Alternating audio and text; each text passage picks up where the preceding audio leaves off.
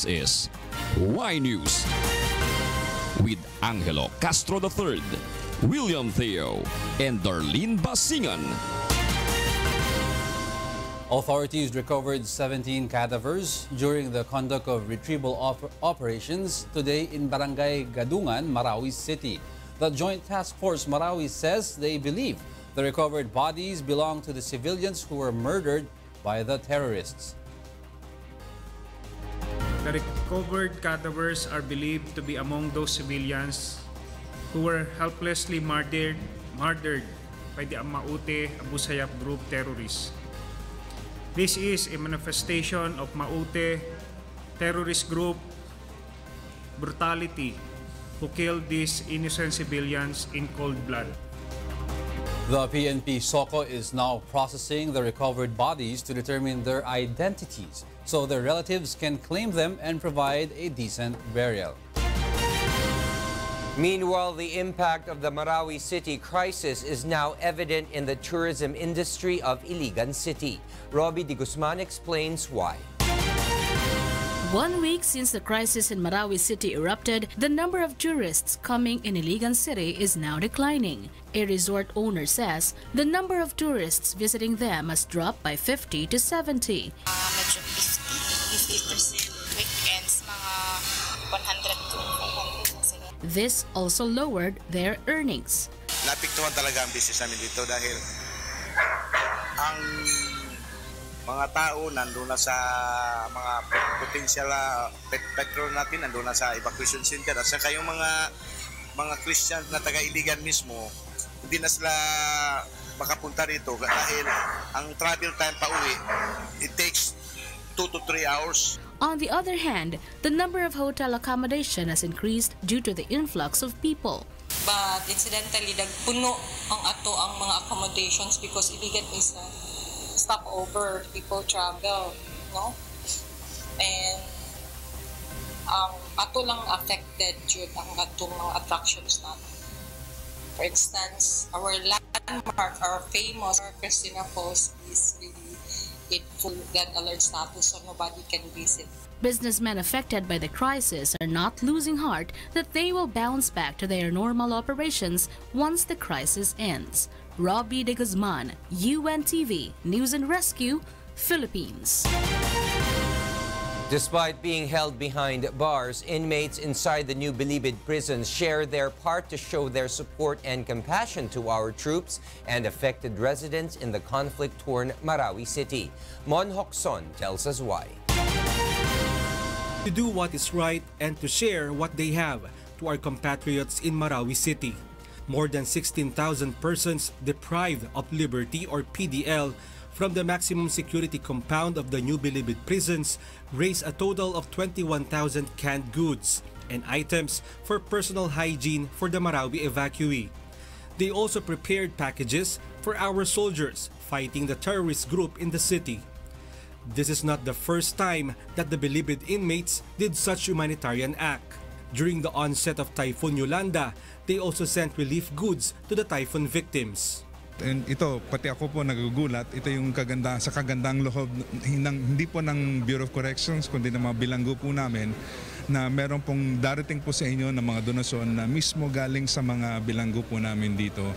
But how did they do it when they were behind bars? Ito sa pamamagitan ng aming pagpapasting. Ipinapasting namin ng sinasacrifice namin ang bawat isa o 2 dilata na hindi namin makain para may handog namin at may pakita namin yung pagkakaisa namin dito na sinseridad na makatulong kami sa bawat kapatiran.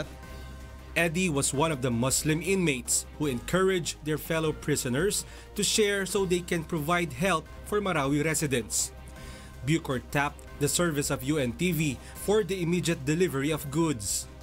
Nagagalak tayo na tayo bahagi ng pagpapatawid.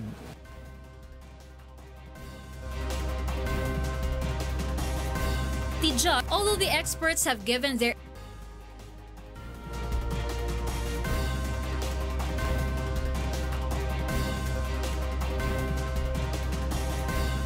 pagpapatawid nitong mga goods na to patungo dun sa Marawi. Ang UNTV is in the middle na tumutulong para yung gawain na maganda na nakita natin ngayon dito mula sa mga PD.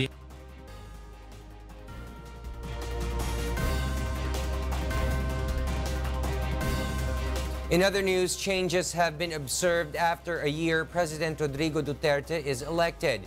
This has been the view of some experts of their assessment on the performance of President Rodrigo Duterte after a year in position.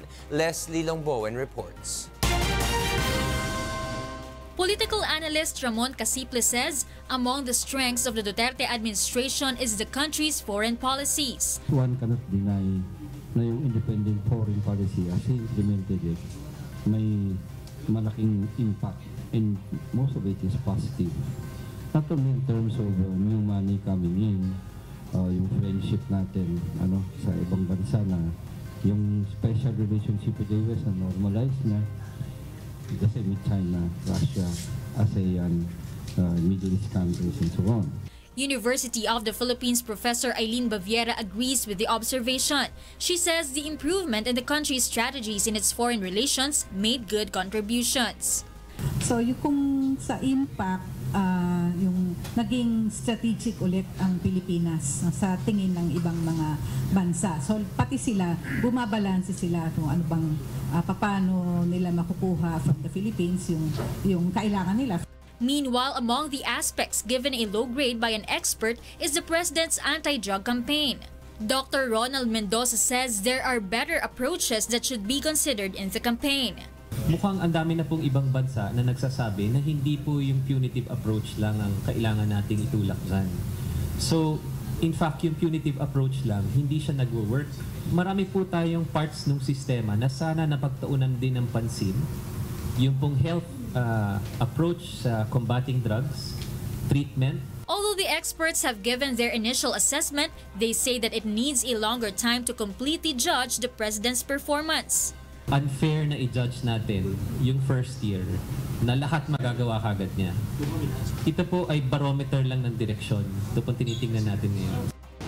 More than 16 million Filipinos voted for President Duterte last election in hope for a change. The government in return assures that it will not fail its supporters. Leslie Longbowen, UNTV News and Rescue, Quezon City. The group Bagong Alyansang Makabayan or Bayan had not seen any significant change on the governance of President Rodrigo Duterte, even after his first year in office. Monokson will tell us why. As it reveals its assessment on the first year in office of the Duterte administration, the group Bagong Alyansang Makabayan or Bayan criticized some issues the government failed to address. First is to end contractualization, the slow process of the series of peace talks and the promised land reform. And the government's foreign policy is also not in good condition. They also questioned why the president permitted the removal of Gina Lopez from DNR and the delays in the confirmation of DSWD Secretary Judy Taguiwalo and Agrarian Reform Secretary Rafael Mariano. The group is also against the conditions set by the Commission on Higher Education on the free tuition program of the government. Oo, may mga positibong nagawa, pero dumarami yung nakikita nating mga negatibong tunguhin, mga lubhang nakakabahala na mga senyales na hindi natutupad yung pangakong pagbabago. And despite the very good satisfaction rating of the administration on the first quarter of this year, the group says it is not the basis to conclude that the performance of the president is pleasing. Hindi naman sa habang panahon mananatiling popular ang isang leader kung hindi naman niya natutugunan yung problema ng kanyang mga nasasakupan. So yun ang malaking challenge sa Pangulo. No? Huwag sana silang masilaw o madala doon sa nakikita nila sa surveys. Meanwhile, unlike during the president's first SONA, the group Bayan is preparing a mass protest on July 24, simultaneous with the second SONA of the president. Mon Hokson, UNTV News and Rescue, Quezon City. Malacanang will have the public take a glimpse of President Rodrigo Duterte's State of the Nation Address or SONA this July 24. According to Secretary Martin Andanar, the Presidential Communications Operations Office, or PCOO, will be releasing on Friday a report on the accomplishments of the Duterte administration during its first year in office. Malacanang is also making preparations for the President's report to the nation. Yung plano po para sa State of the Nation Address ay nilalatag na ng Presidential Management Staff ng opisina po ng PCOO at iba pang mga ahensya ng gobyerno na magbibigay po ng... We are waiting for their reports also, ang kanilang mga accomplishments. Chairman Danilo Lim has ordered an investigation into the pending flood control projects of the Metropolitan Manila Development Authority, or MMDA. Joa Nano tells us why. John has been living in Barangay Santo Domingo in Quezon City for more than 2 decades now, and every rainy season, flooding in front of his house is always his problem. He says he always spends money for the repair of his cars as his parking area gets flooded with water yearly. Because of this, he just decided to sell his cars. Like the other residents, John is complaining on the absence of flood control project in their area that is supposed to subside the flood water in their area immediate. Simple rain lang yan 30 minutes, yan, baha na yung Araneta. Inaabot ang mga, pag may bagyo, mga worst case scenario, bagyo like Ondoy, yung mga habagat na ilan days, ganyan. Pero yung mga gantong normal rain, dapat hindi The Metropolitan Manila Development Authority, or MMDA, is the agency tasked to create and supervise the implementation of flood control projects across Metro Manila. In the latest report of the Commission on Audit, as of December 31, 2016, the MMDA has yet to complete 168 million peso worth, or equivalent to 44 flood projects for the entire area. Among the areas with pending flood control projects are Quezon City, Makati, and Manila. This prompted MMDA Chairman Danilo Lim to order an investigation on the said projects to determine the existence of irregularities in their implementation. Tatanungin natin yung mga concerned individuals sa MMDA, malaman yung tunay na kwento, ano ba talaga ang nangyari, and how do we correct that. MMDA data reveals that there are 9 areas considered flood-prone, which include several areas in Manila, Mandaluyong, Makati, Parañaque, and Quezon City. Although there are pending projects, the MMDA vows to regularly clean up of drainages and to continuously fix 12 pumping stations in various areas to help prevent flooding in Metro Manila. Joa Nano, UNTV News and Rescue, Quezon City. Next on Y News. The local government unit offers 100,000 peso bounty for the capture of those responsible in the killing of a family in San Jose del Monte, Bulacan. The Philippine National Police calls on the public to immediately report to authorities incidents of cyberbullying. And the Bureau of Customs seizes boxes of counterfeit shoes and clothes from various consignees. Y News will be right back.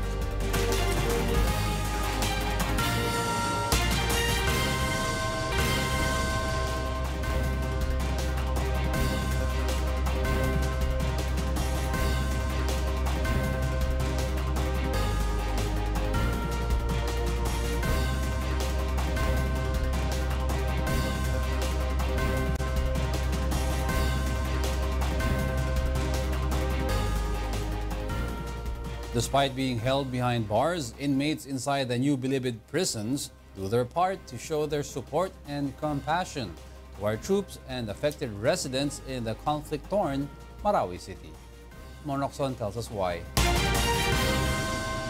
They may be deprived of liberty, but they did not let their situation hinder them to do what is right and to share what they have to our compatriots in Marawi City.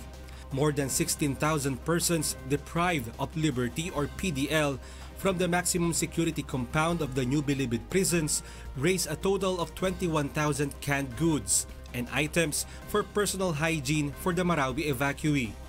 They also prepared packages for our soldiers fighting the terrorist group in the city. This is not the first time that the Bilibid inmates did such humanitarian act. During the onset of Typhoon Yolanda, they also sent relief goods to the typhoon victims. And ito, pati ako po nagugulat, ito yung kagandang loob, hindi po ng Bureau of Corrections, kundi ng mga bilanggo po namin, na meron pong darating po sa inyo ng mga donasyon na mismo galing sa mga bilanggo po namin dito.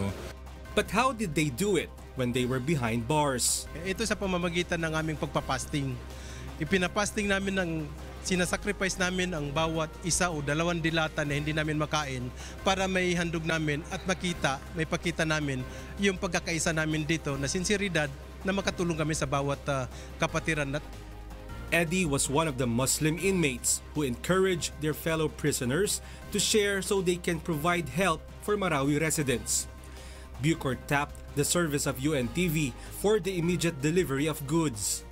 Nagagalak tayo na tayo bahagi ng pagpapatawid nitong mga goods na to patungo dun sa Marawi. Ang UNTV is in the middle na tumutulong para yung gawain na maganda na nakita natin ngayon dito mula sa mga PDL.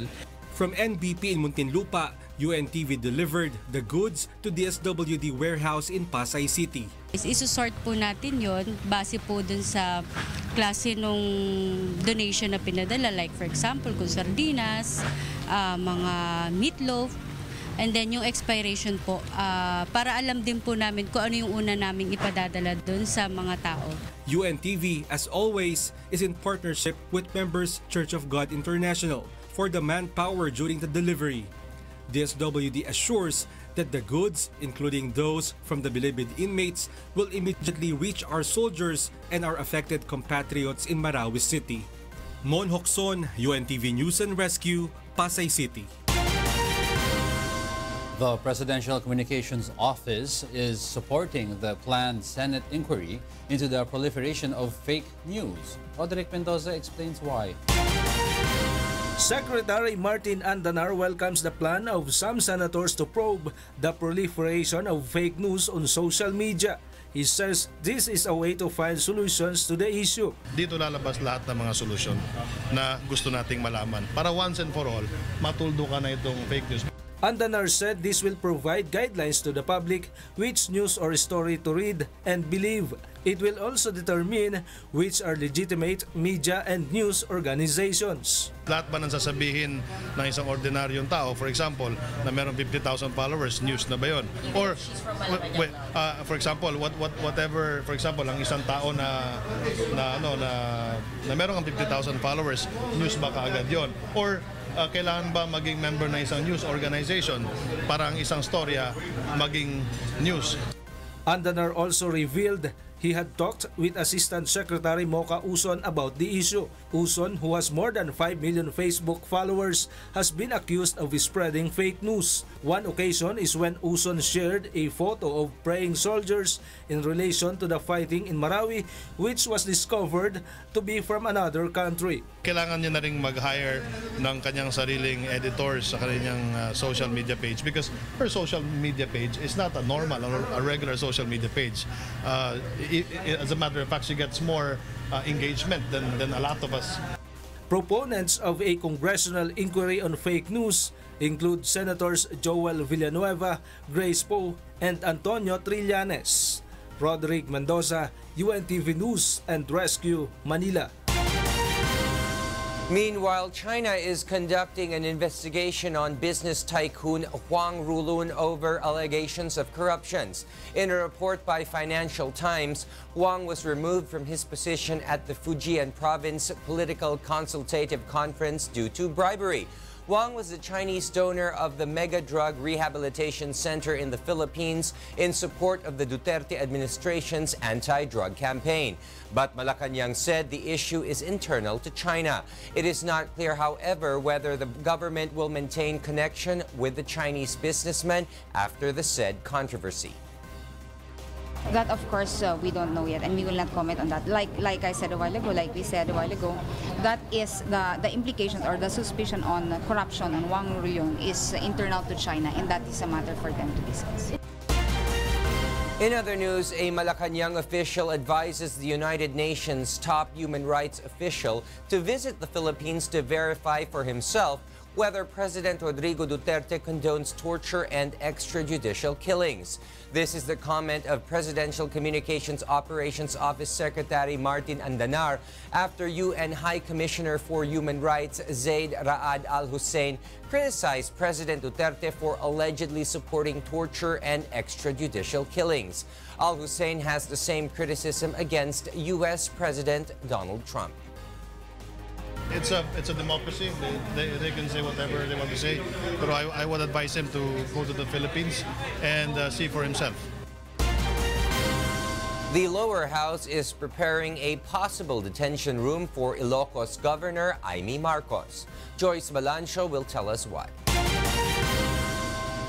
House Committee on Good Government and Public Accountability Chair Congressman Johnny Pimentel has ordered to prepare a possible detention room for Ilocos Norte Governor Imee Marcos. This is in case she fails to attend the next hearing of his committee set on July 25 on the alleged anomalous purchase of motor vehicles using the 66 million tobacco excise tax shares of the province. The House Committee issued a show cause order against Marcos after the latter failed to attend the previous two congressional hearings. In a press conference on June 23, Marcos earlier said that she really wanted to attend the hearing and explain herself, but some advised her against it, including her brother, former Senator Bongbong Marcos, who said that she might be detained. Congressman Pimentel said, "It's up to Imee if she will snub the hearing again," but he reminded her of the power of the House Committee to order her arrest. In case that she doesn't appear in the July hearing, and then, as I've said, the next move will, of course, to issue a contempt order and a warrant of arrest. Pimentel said Marcos' detention area is separate from the room where the 6 employees of Ilocos Province are also detained after being cited in contempt by the same committee. Pimentel added that Marcos' room is a decent one with air condition and a comfort room. He also recommended to the House leadership the building of a definite detention room for future use. The congressman also defended the congressional inquiry, saying it is not politically motivated and that his committee has jurisdiction to investigate involvement of government employees and officials in graft and corruption. We do not involve ourselves in the conduct of inquiries with regards to politics po. Ito ay mayroong doing sa gobyerno at ito ang inimbestigahan natin. Marcos has not yet issued any statement again on the matter. Joyce Balancho, UNTV News and Rescue, House of Representatives. A former barangay official files a plunder and graft complaint before the Office of the Ombudsman against Parañaque City Mayor Edwin Olivares. Monokson explains why. Mayor Edwin Olivares had allegedly given favor to huge firm operating in Parañaque City, which violates the Graft and Corrupt Practices Act. Also included in the plunder and graft complaint filed by former barangay official Jonathan Bernardo are the members of the City Council of Parañaque. Bernardo claims Olivares gave a 500 million peso tax credit discount to DM Wenceslao Group of Companies. The DM Wenceslao Group of Companies was the company behind the construction of buildings on the posh prime lot of Asiana. Delphine Wenceslao is the owner of the said company, an allegedly known supporter of Olivares. During their silver wedding anniversary of the mayor and his wife, they served as the godparent of the mayor and his wife. So they have a long-lasting relationship in terms of friendship. Bernardo insists the land in Asiana is worth 12,000 pesos per square meter, but the mayor allegedly granted a tax amnesty to the said company that lowered the offered price of land to 6,000 pesos per square meter. The complainant explains that the Wenceslao Group of Companies should have not been granted with tax amnesty as it has a pending case before the City Hall. Bernardo further notes that the city should have released an ordinance stating it would grant tax credit to a company, which he claims Olivares and his council failed to do. Sila lang ang binigyan ng pabor, pero yung the rest doon, ganun pa rin, the assessment is 12,000 per square meter. So bakit sila lang? Di ba malinaw na sila lang yung binigyan ng pabor? Bernardo also plans to file new charges against Olivares before the Office of the Ombudsman. UNTV News is trying to ask for Olivares' response on the issue, but he has yet to reply to our request. Mon Hokson, UNTV News and Rescue, Office of the Ombudsman. The PNP Anti-Cybercrime Group has advised the public not to entertain acts of cyberbullying but instead report it to authorities. Grace Casin tells us why. According to PNP Cybercrime Group, cyberbullying are becoming rampant in the country. From 53 cases in 2013, the number increased to 800 in 2016. Cyberbullying is simply the use of digital media to be unkind to others with the purpose of overpowering the victim and placing the same to a very embarrassing situation to others and to themselves. Ramon quit his job and lost interest in his friend. He barely goes out of the house. He was a victim of cyberbullying when he forgot to close his Facebook account one day in an internet cafe. Bigla po nila kinuha yung mga picture ko, inedit, ginawang nakaubad, ginawang katatawanan. Tapos pinost pa nila sa social media. Sobrang nakakaya yung mga edit na yun. Iyang hiyata sa sarili ko, pati yung mga kamag-anak ko, pamilya ko. So as not to become victim, the PNP advises the following. Make sure to log out all personal accounts on social media. Do not easily give personal information to anyone, especially on social media. And for those who experience cyberbullying, the PNP advises not to engage with online trolls or bullies. Save all evidences of cyberbullying and do not solve the situation on your own. Instead, report the case to authorities right away. Cyberbullying, as we say, is also a general term, but there are offenses that covers the specific violations under the cyberbullying, like the online libel, online threat. For those who have something to report, the Cybercrime Group encourages a call to their hotline numbers.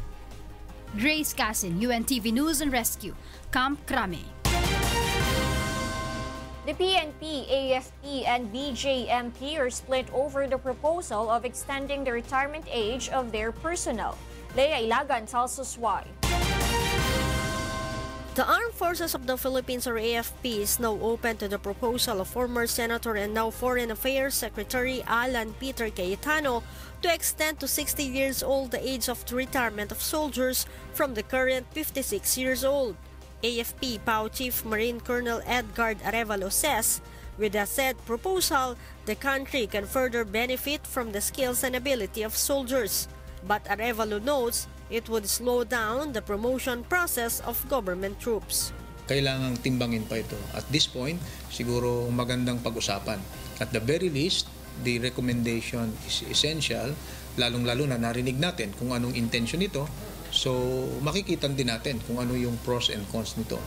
PNP Directorate for Personal Records and Management Director Rene Aspera, meanwhile, says it is not necessary to extend the retirement age of cops to further help the government.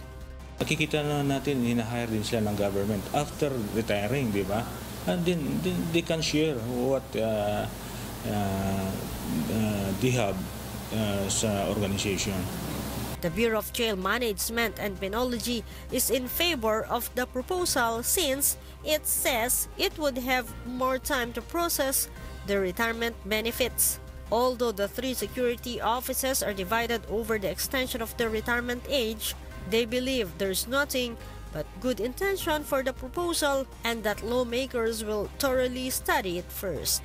Leia Iligan, UNTV News and Rescue, Camp Aguinaldo. The Bureau of Customs confiscates a cargo containing clothes and shoes from other countries. Aiko Miguel explains why. Boxes of fake products are piled in at the Manila International Container Port. Such fake products almost have no difference from the original ones. The Bureau of Customs confiscated the cargo, which came from countries consigned under different names. The BOC says the contrabands are worth billions of pesos and a huge loss to the government's target revenue collection. This appears to be branded products, but we found out that these are replica. Meron po ito mga IPR violations. Aside from the fake products, the BOC also sees boxes of old clothes. The BOC says it could not donate the clothes for relief operations as it remains unclear where country the contrabands came from. In the process of the BOC, such contrabands cannot be auctioned off and should only be destroyed. Yung mga ukay-ukay na tawagin po natin dito sa ating bansa or used clothings, pinagbabawal po ito ng ating batas. Posibleng meron to mga health hazards. Hindi po to dumaan sa ating quality control. Hindi po natin alam saan bansa ito nanggaling. Those involved in the smuggling of fake products will face cancellation of importation permits and charges for violating intellectual property rights. 785 na importers companies na po ang either na-suspend or na-cancel natin accreditation. Ganun po tayo kaseryoso. In less than a year, ganun po karaming kumpanya na ang tinanggal natin accreditation. Based on the estimates of the BOC, the agency has revoked the import accreditations of more than 700 importation companies. The number might further increase to 1,000 as the agency continues to go after importers and brokers involved in smuggling and corruption. The BOC met with companies of high-end brands to resolve the widespread selling of fake products in the market. Under the intellectual property rights, replication, reproduction, and sale of products are prohibited. This prompted the Bureau of Customs to coordinate with companies whose products are common objects of imitations to capture those responsible in committing such acts. Aiko Miguel, UNTV News and Rescue, Manila. Meanwhile, the Department of Trade and Industry targets to begin by year 2019 the process of business registration through smartphones. Nel Maribohok explains why. When it comes to the ease of doing business, the World Bank ranks the Philippines as 99th among countries with the easiest process of conducting business. The country is on 171st spot when it comes to fastest process of starting a business and 85th in terms of securing of construction permit. This only means that the process of establishing a business in the country remains difficult. Department of Trade and Industry or DTI Secretary Ramon Lopez says such a concern is what the government wants to completely address in the next 2 years. To do this, the DTI targets to implement full automation in the application business licenses or permits. Whereas those wishing to start a business will no longer have fall in long lines just to secure business permit, registration from the Securities and Exchange Commission, Bureau of Internal Revenue, and even mayor's permit. The DTI says they could soon do it instead via smartphones. The usual 3 to 5 day process of securing a permit would become 30 minutes only through automation. In one mobile app, in one form, and then kung may babayaran, dapat naka-integrate na rin doon. Parang ka nagbubuk talaga ng ticket.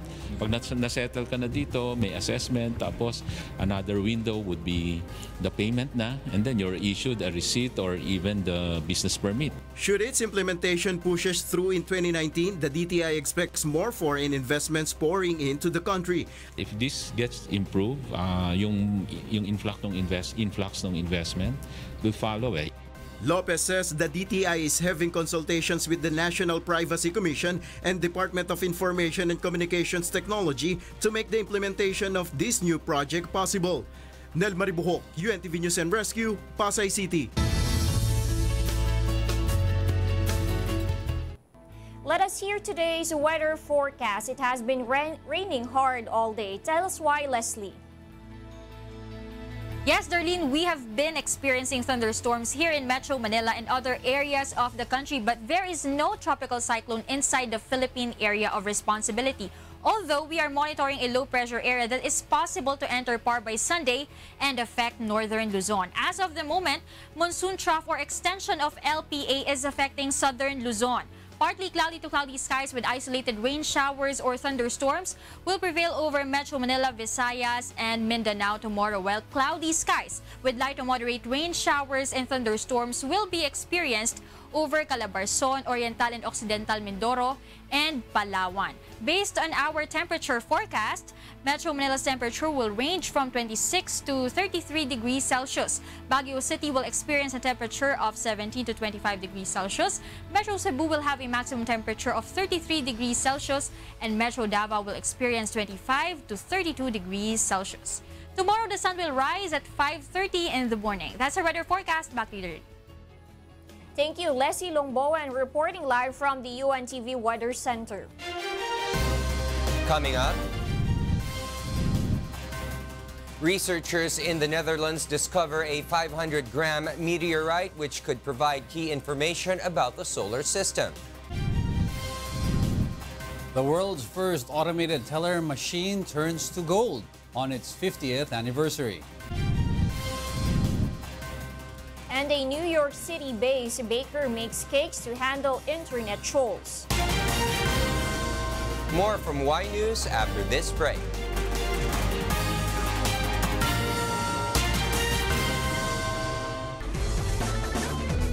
Prior to his fight against Jeff Horn, Manny Pacquiao's trainer Freddie Roach reveals that the 11-time world champion has not given up on a rematch against Floyd Mayweather. James Cos explains why. The Manny Pacquiao-Floyd Mayweather fight was one of the most anticipated, most controversial fights of the century. And the rematch between the two could happen if the Filipino boxing legend wins his bout against Australian challenger Jeff Horn on July 2 in Brisbane. No, he's not a bum in the road. I mean, the thing is, he could derail us really badly. I mean, you know, Manny's like, I think, in a must-win situation. He wants a rematch with Mayweather. I mean, to get Mayweather, you have to look good against Jeff Horn. He has to look good. I mean, he has to be impressive. For his part, Pacquiao says he is not looking past the Horn bout, but kept high hopes for a rematch with Mayweather. Well, if there's a chance, why not? I mean, I'm willing, but let's focus first for this fight. We don't want to underestimate Horn, and you know, thinking about another fight, which is this fight is not done yet. Meanwhile, Horn says he is ready to counter Pacquiao's signature move as he is determined to make history in his home soil. I'm very excited about the fight this Sunday. I'm very happy about the support that has happened with this fight. I've trained so hard for this fight and I've done everything I can to get this win, so hopefully all that hard work pays off and I can beat a champion like Manny Pacquiao on the day. James Cos, UNTV News and Rescue, Australia. Those are the reasons behind the news, June 28, 2017. I am Angelo Castro III. Reasons we deliver to you as they unfold. I am William Theo. And I'm Darlene Basingan, because we need to know. We will always ask why. Thank you for watching Y News.